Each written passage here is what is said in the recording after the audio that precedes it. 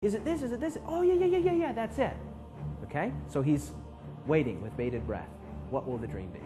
And then Daniel said, "O king." Yes, the king said, "That's right, I'm king." "O king, you looked and saw." "Yes, I saw." Now what did I see? I can just see the king leaning forward in his chair. And then Daniel says, "O king, you saw an image." And as soon as Daniel had uttered that one word, image, he had won the day. Verse 31. You, O king, were watching, and behold, a great image. This great image, whose splendor was excellent, stood before you, and its form was awesome. This image's head was of fine gold, and its chest and arms of silver, its belly and thighs of bronze, its legs of iron, its feet partly of iron and partly of clay. You watched while a stone was cut out without hands, which struck the image on its feet of iron and clay, and broke them in pieces. Then the iron, the clay, the bronze, the silver, the gold were crushed together and became like chaff from the summer threshing floors. The wind carried them away so that no trace of them was found, and the stone that struck the image became a great mountain and filled the whole earth. So here he describes a great metal man, okay? The head of gold, the chest and arms of silver, the belly and thighs of bronze, the legs of iron, and the feet partly of iron and partly of clay, okay? Very simple. A statue, an image, an idol. So you see descending value in terms of the metals, but perhaps increasing strength except for the iron and clay at the bottom. So it's a very intriguing dream, and the context of Daniel suggests that in the 6th century, Daniel was shown a vision of the entire future of the world from Nebuchadnezzar's time until this stone kingdom, which seems to be something that happens at the very end of Earth's history. But he goes on to explain not only what the king dreamed, this image with a head of gold and arms and chest of silver and thighs of brass and bronze and legs of iron and feet of iron mixed with clay, but he goes on to tell the king what those things represent. Verse 37. You, O king, are a king of kings, for the God of heaven has given you kingdom, power, strength, and glory. And wherever the children of men dwell, or the beasts of the field, or the birds of the heaven, he has given them into your hand, and he has made you ruler over them all. Now look at these words here.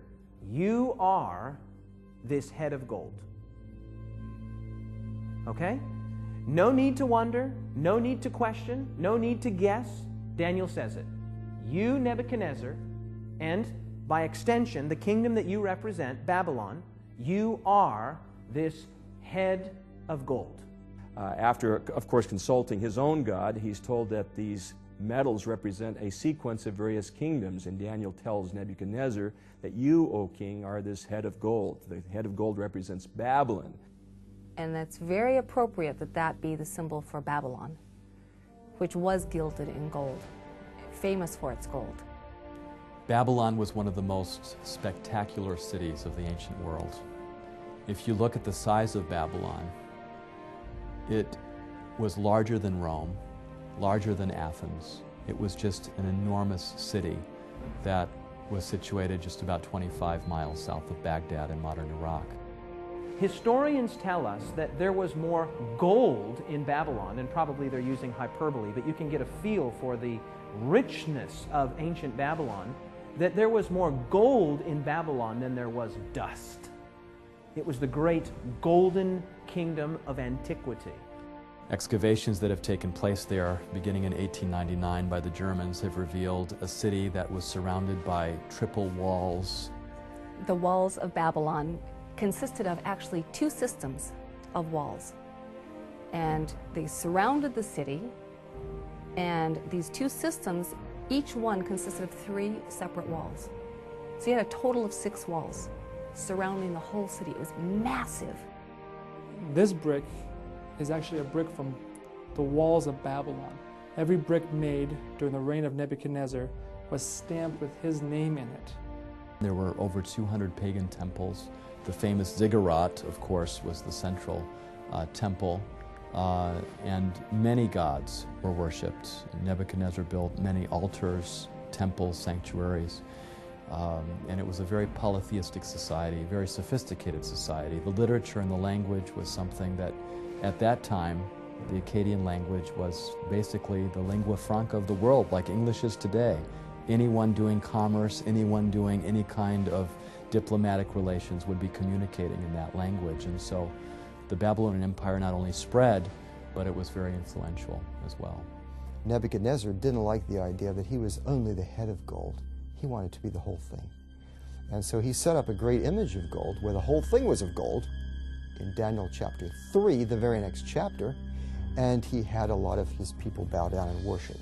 Now, William Shea has pointed out that this was possibly a time of conflict in the empire when there was some possible disloyalty to Nebuchadnezzar going on, so he was having everyone pledge loyalty to him. When you read the document coming from Babylon, we discover that in about 10th year of his reign, a rebellion broke out. And rebellion was so severe at one point in his court that the text says that he had to take his own sword and defend his own life. Fortunately, soldiers came in and he was able to survive this rebellion, and of course those involved were punished, executed, but the problem was Nebuchadnezzar did not know who else was involved in this rebellion, in this plot. So he is asking that court officials would pledge new allegiance to him, and he is bringing the people into the Babylon just to make sure that they understand that they have to be obedient to him, they have to accept him as sovereign king and ruler. Now this comes very, very close to the events of chapter 3, where we do have the statue he built, and people who were there were supposed to bow down and pay respect. We have a list on the tablet mentioning about 100 names of the people who were invited to Babylon to pledge this new allegiance. And among these names, there are 3 names which are very similar to those 3 young men that we read in the Bible, in the book of Daniel chapter 3, they did not bow down. Shadrach, Meshach, and Abednego. Shadrach, Meshach, and Abednego were nobility. They were friends of Daniel. They were part of the upper elite society of Jerusalem, and all 3 of them with Daniel were taken as captives to be trained in Nebuchadnezzar's court. Those who don't bow down, which are the friends of Daniel, he has them thrown into a fiery furnace and heated up very hot. It's like a brick kiln. Nobody could survive anywhere near it. In fact, the people that threw them in were killed.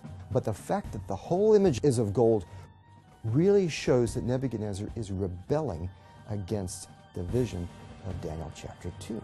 He's not accepting that God is just allowing him to be the head of gold. He wants to be the whole thing and go to the end and reign forever. And so he has some hard lessons to learn. Because in Nebuchadnezzar's mind, Babylon is not a temporary kingdom. Babylon is the apex of all kingdoms. It is the unending kingdom. And so Daniel says to Nebuchadnezzar, "You are this head of gold."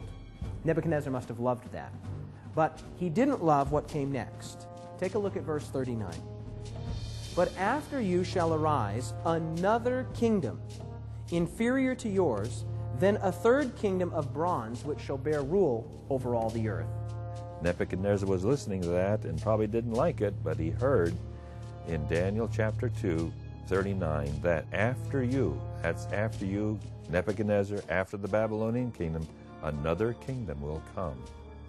Now, I'm sure that Nebuchadnezzar did not like those 2 words there, after you.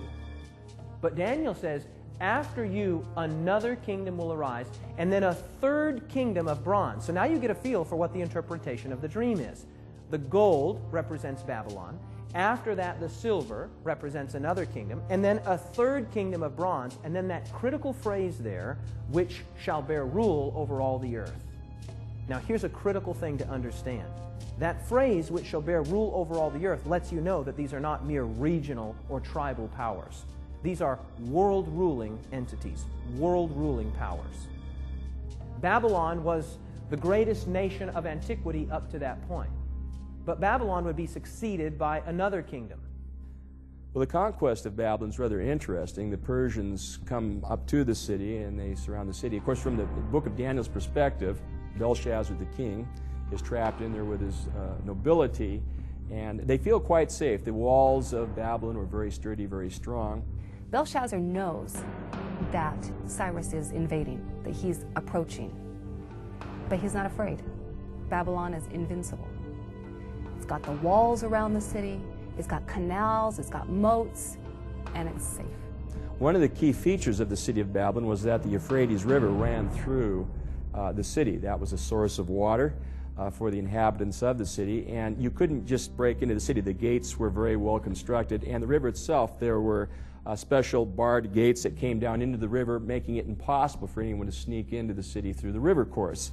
Babylon, in fact, was under the rule of Belshazzar when it fell, on the night that it fell, according to Daniel chapter 5, when the armies of Cyrus under this general came and they got into the walls, and the Greek historian refers to the idea that, in fact, the armies of Cyrus diverted the waters of the river Euphrates.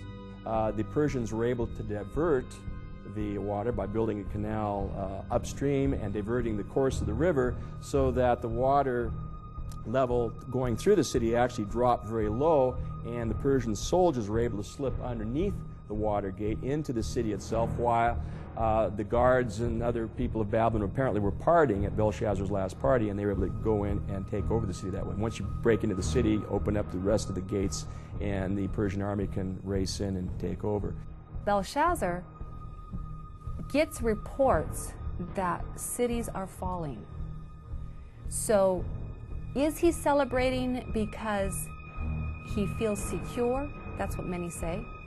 Is he celebrating to drown out the fact that he knows the empire is about to fall? That's what some say. In any case, he's feasting, and he brings out the beautiful goblets and vessels that were in storage from the Israelites' sanctuary, from Solomon's temple. And they're feasting. And they get very drunk, and then they see this writing on the wall.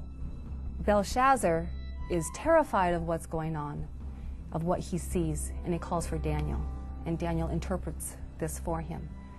It is a matter of time, a matter of hours before the empire is about to fall. Babylon was the greatest nation of antiquity up to that point. But Babylon would be succeeded by another kingdom, and that kingdom would be succeeded by still another kingdom.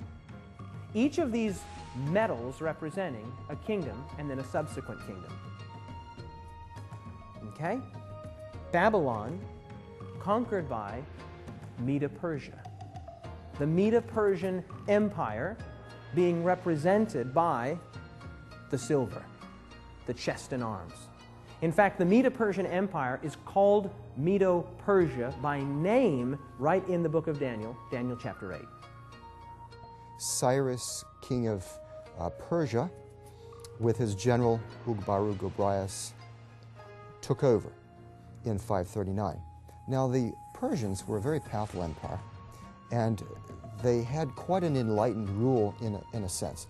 Cyrus could be brutal on various places. So, for example, there were cities that got in his way that wouldn't surrender, and he burned the whole city with men, women, and children. However, those cities that submitted to his rule, he was very nice to, and he in fact let captives go free to their homes, including the Jews, back to Judah, and he returned gods to their temples and did all kinds of things. Now, the Persian Empire went on, and of course, when a king has a big army and lots of power,